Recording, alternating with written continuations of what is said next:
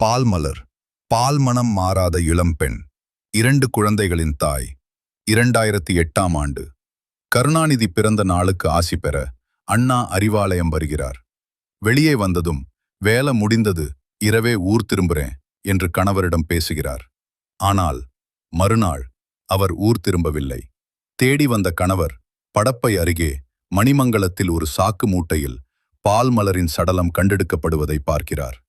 உண்மையை தேடிய கணவர் விசாரணை பெயரில் 15 நாட்கள் மிரட்டப்பட்டதாக கூறப்படுகிறது.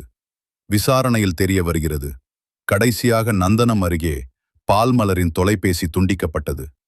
கடைசி அழைப்பு அறிவாலயம். அதன் பிறகு மேல்மட்ட அழுத்தம் என்ற காரணம் சொல்லப்பட்டு வழக்கு கிடப்பில் போடப்படுகிறது. இன்று வரை பால்மலருக்கு நீதி கிடைக்கவில்லை. இந்த கதை மறக்கப்பட வேண்டியதா?